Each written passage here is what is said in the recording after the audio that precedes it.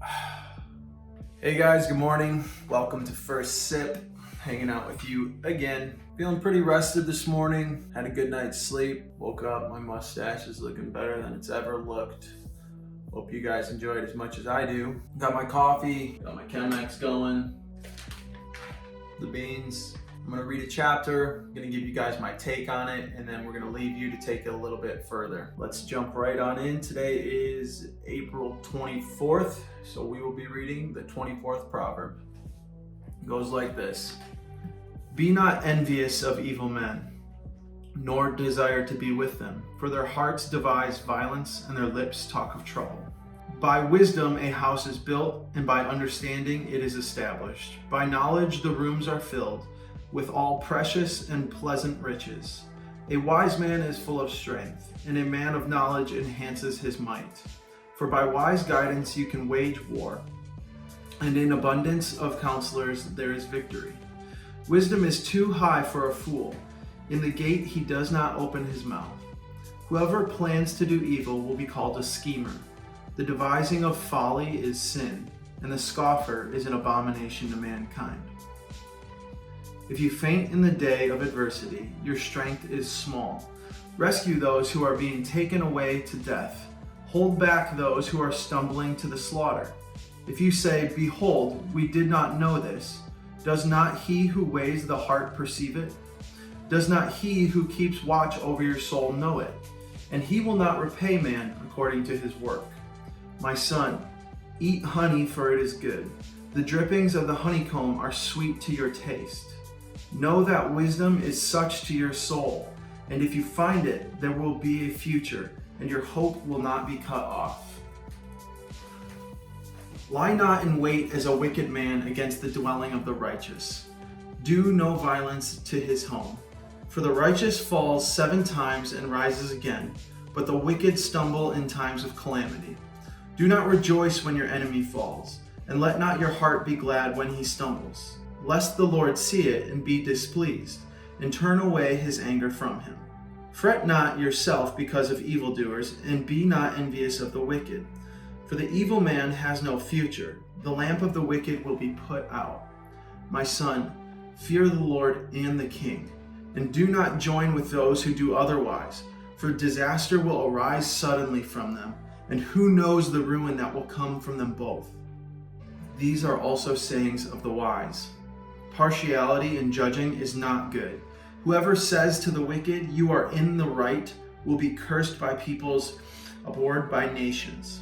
But those who rebuke the wicked have delight, and a good blessing will come upon them. Whoever gives an honest answer kisses the lips. Prepare your work outside. Get everything ready for yourself in the field, and after that, build your house. Be not a witness against your neighbor without cause, and do not deceive your lips. Do not say, I will do to him as he has done to me. I will pay back the man for what he has done. I passed by the field of a sluggard, by the vineyard of a man lacking sense, and behold, it was all overgrown with thorns. The ground was covered in nettles, and its stone walls was broken down. Then I saw and considered it. I looked and received instruction, a little sleep, a little slumber, a little folding of the hands to rest, and poverty will come upon you like a robber, and want like an armed man. And that is the end of chapter 24. So I want to look at verse 21 with you guys and just unpack why that jumped out to me this morning. So it says this: My son, fear the Lord and the king. Do not join with those who do otherwise, for disaster will arise from them, and who knows the ruin that will come for them both. In Proverbs here, all of chapter 24 is talking a lot about don't hang out with evildoers, don't hang out with people that are going to pull you away from Jesus and God-honoring behavior. Don't hang out in places that are going to pull you away from God-honoring behavior. And this verse is that. It talks about that as well, but it's a little bit more specific. It says, My son, fear the Lord and the king. Do not join with those who do otherwise. Don't join with people who don't fear the Lord and the king. And what does it mean by fear the Lord and the king? Does it mean be terrified of them? Like we should be afraid of God and be fearful and not want to approach him?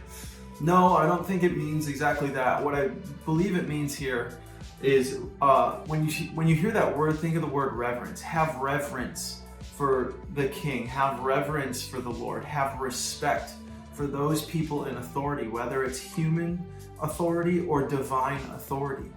And this is really applicable. Like, this is one of those verses that you can just read over yet again and just not apply it to your life. But this is so powerful. So many times we have opportunities in our life where we are under different authority, whether that is a boss, a teacher, a pastor, whoever is kind of like in charge of whatever we're involved in and in that moment.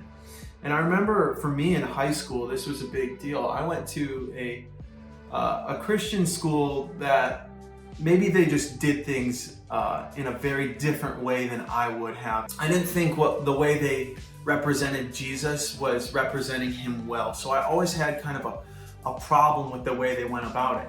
So I had a couple options. I could lash back at them and be hurtful and tell them how wrong they were.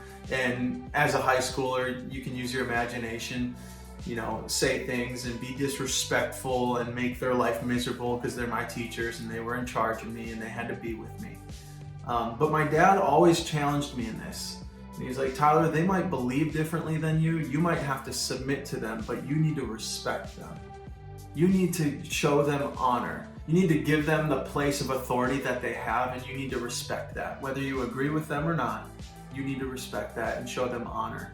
And I think the temptation is to not honor people that we disagree with. And it's tough. Many times I find we only submit when we have something to gain.